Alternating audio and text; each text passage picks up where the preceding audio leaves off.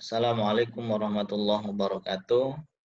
Kembali lagi kita akan mengkaji hadis selanjutnya, yaitu hadis ke-27 dari kitab Al-Arba'in An-Nawawiyah. Bismillahirrahmanirrahim. Al-birru husnul khulqi. Berbuat baik pada orang lain itu termasuk akhlak yang terpuji. An Nawas bin Sam'an radhiyallahu taala anhu, dari sahabat Nawas dari Nabi sallallahu alaihi wasallam, qala, Nabi bersabda, al birru husnul khulqi. Jadi perbuatan baik itu termasuk akhlak terpuji. Wal itsmu mahaka fi nafsika. Sementara dosa itu sesuatu yang membuat hatimu tidak nyaman. Wa karihta ayattali'a alaihin nas, dan Anda tidak, atau kalau dosa itu perbuatan yang mana Anda malu kalau orang lain melihatnya. Wa an Wabisa bin Ma'bad radhiyallahu taala anhu qala ataitu Rasulullah sallallahu alaihi wasallam. Jadi dari Wabisah bin Ma'bad, yang mana dia bercerita dia mendatangi Rasulullah sallallahu alaihi wasallam. Ji'ta tas'al anil bir. Kata Rasulullah bertanya pada sahabat Wabisah, Anda datang untuk bertanya tentang albir. Albir ini adalah suatu perbuatan baik. Qultu na'am, kata Wabisahnya, iya saya mau bertanya tentang itu Nabi. Kata Nabi, qala istafti qalbak, cobalah bertanya pada hatimu. Albirru ma'annat ilaihin nafsu.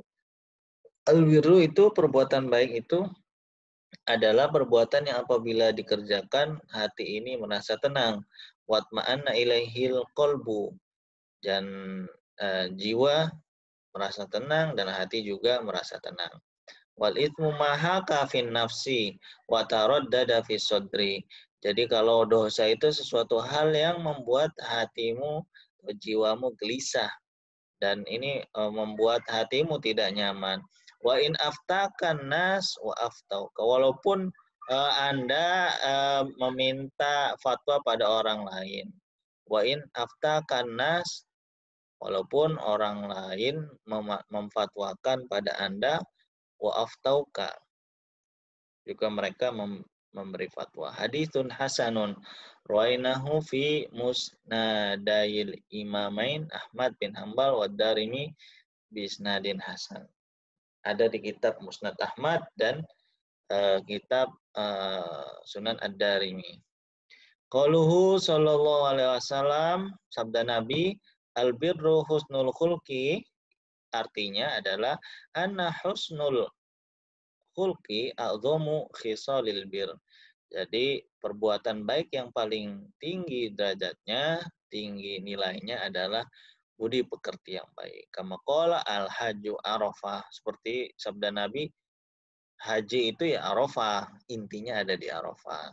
Ammal birru fahuwa alladhi yabirru fa'iluhu wa yulhiquhu bil abrar wa huwal muti'un. Albir yaitu adalah orang, ternyata albir di sini bukan perbuatannya, bisa jadi perbuatannya atau orang yang melakukan perbuatan baik. Nah, jamaknya itu abror. Abror jamak dari albir. Bisa masdar, dia juga bisa isim fa'il. Al-abror artinya orang-orang yang taat pada Allah. Wal muradu bi husnil khulqi, yang dimaksud dengan husnul khuluq, budi pekerti yang baik, adalah al-insaf fil muamalah. Jadi seimbang dalam bermuamalah, warifku fil muhawalah, dan lembut dalam berinteraksi, dalam berinteraksi dengan manusia yang lain. wal adlu fil ahkam, dan adil dalam memutuskan putusan, wal badlu fil ihsan, dan senang atau gampang berbuat baik, wa ghairu dzalika min sifatil mu'minin alladzina wasafahumullah, yang mana Allah memberikan ciri khusus terkait orang-orang abror, orang-orang mukmin dalam surat surat Al-Anfal, innamal mu'minuna alladzina idza dzukirallahu wajilat qulubuhum. Jadi orang yang beriman itu apabila disebutkan ayat Allah, dia akan hatinya bergetar. Wa idza tuliyat alaihim ayatu zadathum imana. Ketika ayat Allah dibacakan, imannya tambah meningkat. Mereka juga yang melakukan sholat, bersedekah. Jadi ada karakteristik atau kriteria orang mukmin yang disebutkan dalam surat Al-Anfal ayat 2 sampai 3. Kemudian juga mereka waqala ta'ala at-taibunal abidunal hamidun. Orang yang sering bertobat walaupun tidak mempunyai dosa, tapi dia sering merasa salah, sering merasa kurang di hadapan Allah. Al-abidun orang-orang yang sering beribadah, al-hamidun orang-orang yang selalu memuji Allah. Sampai firman Allah, wa basyiril mu'minin. Wa qala qad aflahal mu'minun. Nah, ini yang tadi seperti di catatan kaki adalah kriteria orang mukmin menurut Syekh Ibnu Daqiq Al-Aid.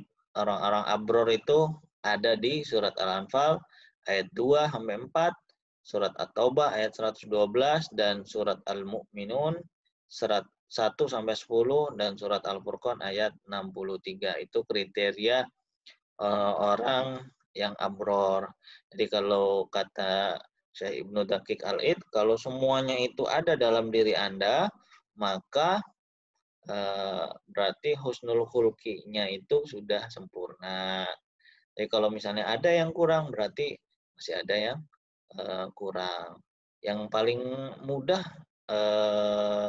kita lakukan itu adalah ketika berjalan, ya tidak membungkukkan, tidak tidak menyombongkan diri dengan jalan orang yang sombong. Jadi tawadu, rendah hati, itu juga termasuk akhlak yang baik yang disebutkan oleh Syekh Ibnu Daqiq Al-Aid di surat Al-Furqan ayat 63 ini. Wa ibadur rahmanil ladzina yamshuna 'alal ardi hauna wa la yadhunnu dhannun anna husnal khulqi ibaratin an linil janib wa tarkil fawahish wal ma'asi faqat. Jadi yang namanya akhlak terpuji itu tidak hanya meninggalkan kemaksiatan dan keburukan saja, kemudian berperangai lembut, tapi juga melakukan hal-hal yang disebutkan dalam surat-surat tadi yang di-mention oleh Syekh Ibnu Daqiq Al-Aid. Surat Al-Anfal, surat At-Taubah, surat Al-Mu'minun, dan surat Al-Furqan. Jadi kita ini masih jauh dari kriteria yang disebutkan tadi. Tapi walaupun begitu, paling tidak ada beberapa akhlak terpuji yang kita harus lakukan. Kalau kita belum bisa merasa bertobat terus, walaupun kita belum punya salah, kita biasanya kalau tobat itu kan kalau punya salah. Kalau nggak punya salah, ya nggak pernah nangis sama Allah. Kalau kita nggak merasa butuh sama Allah, nggak punya kepentingan atau kebutuhan yang mendesak, kita tidak menangis. Kita jarang menangis, jarang eh, muhasabah diri bahwa diri kita ini kurang.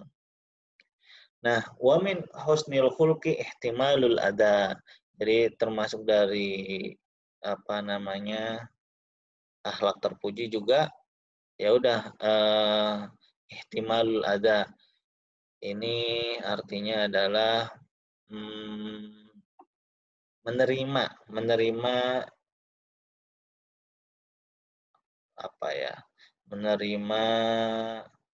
perbuatan tidak mengenakan dari orang lain. Nah, faqad warada fi sahihain, dalam Sahih Bukhari dan Sahih Muslim disebutkan bahwasanya ada orang Baduy yang narik selendangnya Nabi. Jadi Nabi pakai selendang Najrani, selendang Najran dalam riwayat lain itu, bahwa sehingga kan ditaruh di leher ini ya, ditaruh di sini, lagi ditaruh, main tarik aja itu. Orang Arab Baduy ini secara etika memang yang secara pengetahuan dan pendidikannya tidak memadai, atau orang yang seringkali akhlaknya tidak terpuji gitu. Tapi Nabi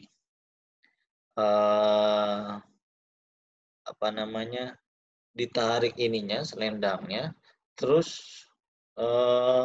Nabi dimintain duit sama dia gitu. Habis ditarik sampai Nabi luka, dia malah minta uang sama Nabi. Nabi senyum aja, terus dikasih uangnya. Nah itu, padahal Nabi sampai terluka ini lehernya karena lagi dipakai gitu, main tarik aja gitu kan. Tapi Nabi ya diam aja, nggak balas ya, maklum lah namanya orang nggak ngerti gitu. Nah itu termasuk juga dari husnul khulqi, budi pekerti yang baik. Waquluhu, sabda Nabi, wal ithmu mahaka fi nafsika wa karihta ayat toli alaihin nas, yaitu adalah dosa itu sesuatu hal yang membuat Anda tidak nyaman. Apalagi kalau Anda melakukan itu dilihat orang lain, Anda akan malu. Anda nggak mau kelihatan orang lain. Itulah namanya dosa. Nah, sekian hadis yang ke-27. Wassalamualaikum warahmatullahi wabarakatuh. Alal jima. Nah, artinya ini bisa jima, walal farji nafsihi. Bisa juga berarti kemaluan gitu. Bisa jima, jadi jima itu mengandung sedekah. Wakila huma yasihu iradatuhu hahuna. Jadi keduanya bisa dimaknai dalam hadis ini. Waqad taqaddama, sudah dijelaskan bahwasanya annal mubahat tasiru bin niat ta'at. Jadi hal-hal mubah kalau diniati itu bisa bernilai ibadah, ketaatan. Minum untuk ibadah, kerja juga untuk menafkahi keluarga itu ibadah. Fal jima'u yakunu ibadatan. Jima atau berhubungan intim suami istri itu bisa menjadi ibadah idza nawa bil insan, ketika seseorang itu niat qada'a haqqiz zaujah. Jadi ketika seorang niat memenuhi haknya istri, wa mu'a syarataha bil ma'ruf, dan bergaul dengan istri secara ma'ruf dengan baik. Atau niat apa? Atau niat ingin supaya mempunyai keturunan yang soleh. Au i'fafa nafsihi, atau menjaga diri supaya tidak jajan di luaran, berzina dengan orang lain. Au zauja tahu au ghairu dzalika minal maqasid as-shalihah. Jadi juga bisa diniati untuk menjaga supaya istrinya enggak selingkuh begitu kan. Ya kalau misalnya enggak dipenuhi hak-hak kebutuhan biologis istri, ketika kita sebenarnya mampu, nanti kan bisa juga pasangan ini berbelok hati. Wa qauluhum, pertanyaan para sahabat, ya Rasulullah, ayati ahaduna syahwatahu wa yakunu lahu fiha ajrun. Qala ara'aitum law wada'aha fil haram akana alaihi wizrun ila akhirih. Nah, sabda Nabi yang itu adalah menunjukkan jawazul qiyas. Nah, ini ada ulama yang menolak qiyas. Nah, tapi hadis ini menjadi bukti bahwa qiyas itu diperbolehkan.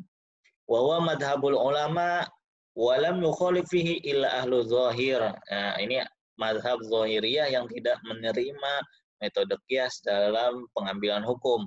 Wa ammal manqul anit tabi'in wa nahwihim min dhammil qiyas. Nah, ada para tabi'in yang mengkritik atau mencela qiyas. Walaisal murad bihi al qiyas alladhi yahiduhul fuqaha al mujtahidun. Jadi yang dimaksud qiyas yang dikritik oleh ulama-ulama kalangan tabi'in bukan qiyas yang dimaksud oleh para fuqaha ahli fikih mujtahid. Wadal qiyas wa qiyasul akas. Qiyas pembalikan. Waqtalafa al-usuliyun fil amal bihi wal hadith dalilun liman amala bihi. Jadi ulama usul fikih berbeda pendapat mengenai penerapan qiyas dalam pengambilan hukum Islam. Tapi hadis ini menjadi bukti bahwasanya qiyas itu diperbolehkan.